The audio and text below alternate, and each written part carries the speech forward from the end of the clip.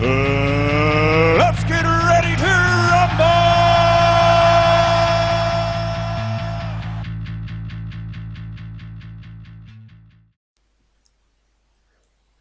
Hi, it's Charlie with Boxing Focus and a look at Brandon Rios' victory over Mike Alvarado. Now, I should probably be a little bit smug because it basically went exactly as I foretold it. That would be silly because boxing is quite an unpredictable sport, and a broken clock can be wrong twice a day. So, I'd like to think I used a little bit of wisdom there, but it could have gone either way.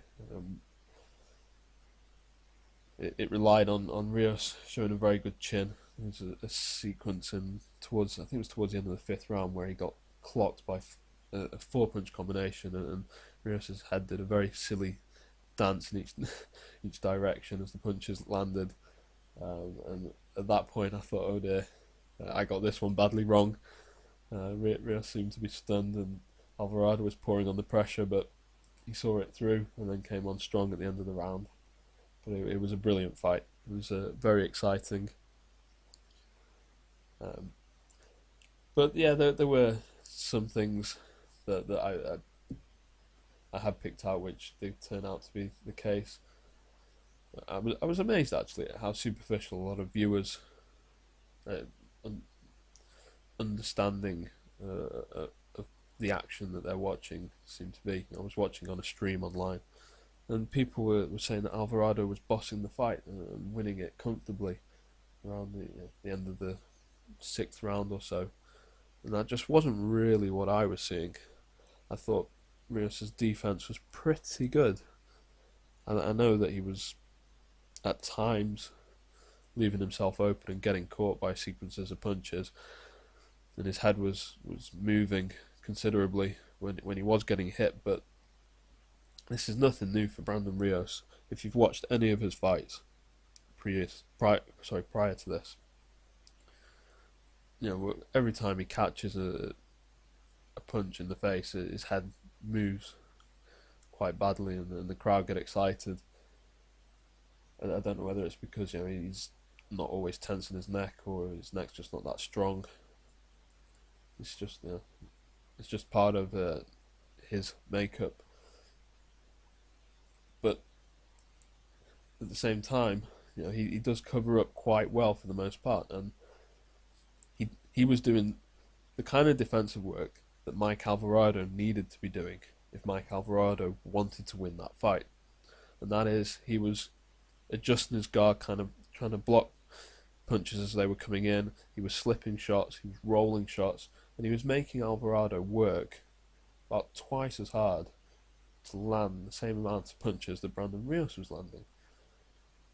And that was forcing Alvarado to fight at a furious pace. I think they were saying 140 punches in the fourth or fifth round. He's averaging well over 100 punches a round for the first five, and it's just not a sustainable pace. And as soon as he slowed down, he was open to being hit all night. Rios could hardly miss. I was really surprised by the punch stats. I thought they were quite off. Thought Rios was relatively accurate for the most part. Alvarado was using this Philly shell style guard, but none of the kind of foot movements, shoulder rotations, none of the leaning that's required to make that guard effective. So Rios couldn't really miss. I mean, it was. If you watch it back, watch what happens when Alvarado throws a jab or a straight punch. You see Rios just kind of he leans back slightly, which either makes the punch miss or takes the steam off of it. And with almost every single long punch that I know there weren't that many, but almost every single punch at middle or long distance that Alvarado throws, you see Rios lean away from. On the flip side, Alvarado never leans away, so if the punch lands, he takes it flush. So that's one example of where one of his failings. Um, he couldn't get out of the way of the uppercuts.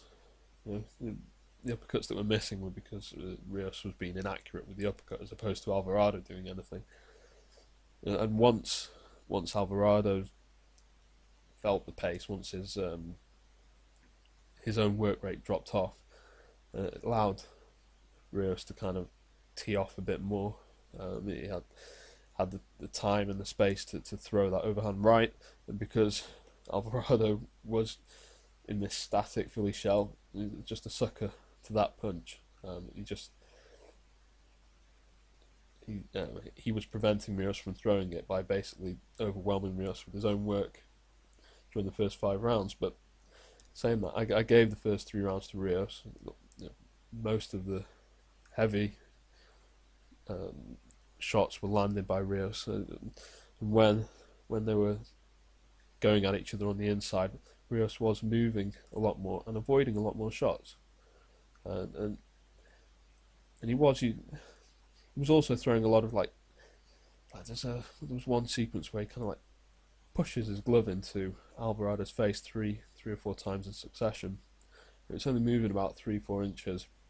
There's not that much power in it, if at all, but just kind of little things like that were, I think, forcing Alvarado into fighting back at a pace that he just could not sustain. And the bodywork as well.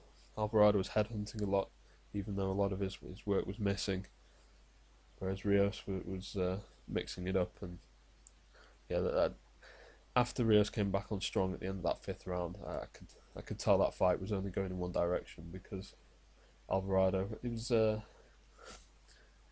fight I would compare it to would be Soto Karass versus Marcus Maidana.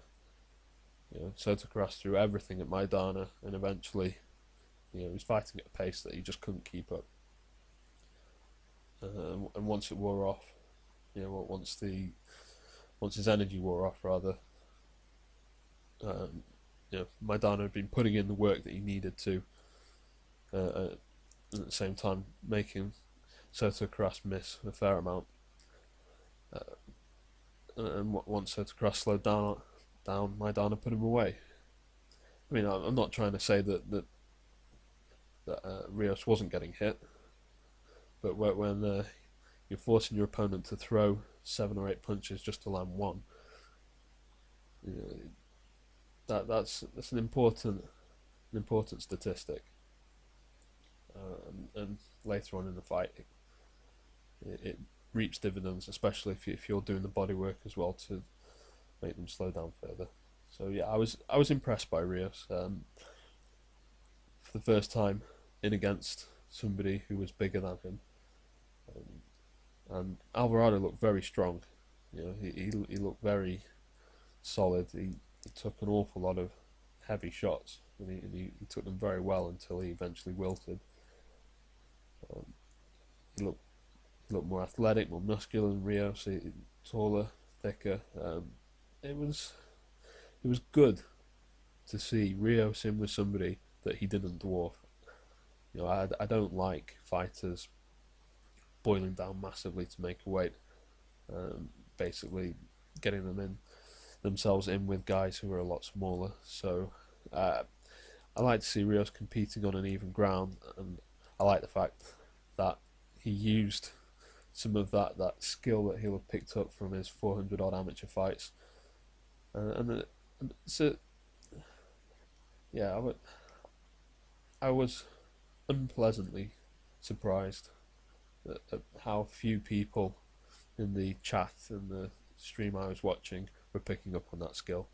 I thought, whilst he did occasionally allow himself to get hit too cleanly, there were times where he kind of dropped his hands when he was thinking about throwing himself, or he kind of went backwards lazily, and Alvarado popped him. Generally, his defensive work was good enough to make sure that he wasn't in too much trouble, other than that sequence in the 5th. But yeah, it was a brilliant fight. You can watch it online.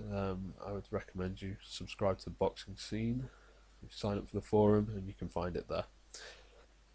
Yeah, last couple of things on Rios and Alvarado. Mike Alvarado was saying at the end that the fight was stopped prematurely. That's nonsense. He was held up by the ropes, and his hands were down. He wasn't firing back. He wasn't defending himself. He wasn't capable of defending himself. He was done. If the referee didn't stop, if the referee hadn't stepped in and stopped the fight, he was getting seriously hurt. It was just going to take several more full-blooded shots from Rios, who was, let's not forget, was leaping in with his first volley after having Alvarado hurt. So he wasn't quite set yet, so it was going to get worse because he was setting himself for what would have been a really vicious, brutal knockout. So I think the referee's done him a big favour by stopping that fight when he stopped it. I hope when he gets to see it, the replay, he will realise that. And finally, there's talk of Manny Pacquiao being Rios' next opponent, and it's sickening, sickening. I mean, Rios is a good, unbeaten, tough, upcoming fighter, but just, god damn it, can we just get this old tortoise, Bob Arum, out of boxing? This turtle-headed, annoying old man, just wrecking the sport. Why can't we just have Pacquiao Mayweather? The guy in the way of that fight is Bob Arum. He doesn't want to, he's got a cash cow. He wants to keep him until he's spent. He wants to keep Manny Pacquiao until Manny Pacquiao is no longer the top fighter that he is. Until he's too old, doesn't have the hunger anymore, and then he'll discard him. It's just disgraceful. This fight should have been made years ago. Just someone kicked that old man to the curb. But it is what it is. I guess if that fight's not to be made, Rios would be a worthy opponent. He'd be more worthy than a fourth Marquez fight, which I don't think is really, despite what Bob Arum says, there's really any hunger for. It would be nice to see Pacquiao right the wrong against Timothy Bradley. But again, just make the goddamn Mayweather fight already. Everybody's sick of this subject. But it needs people, for it to happen, it needs people that are going to make it happen on both sides. And when the people with the purse strings and the political power are being divisive like this, when it comes to making that fight, there's no chance. I think it will take Manny Pacquiao leaving Top Rank, waiting for his contract to expire and making that fight independently. Given how Pacquiao talks, it's difficult to say when that will be. Well, that's it. That's Charlie with Boxing Focus and my take on Rios Alvarado. Comments, feedback, let me know how you thought the action unfolded and whether you think that you saw it the same way or differently to me. Look forward to reading. Thanks for listening.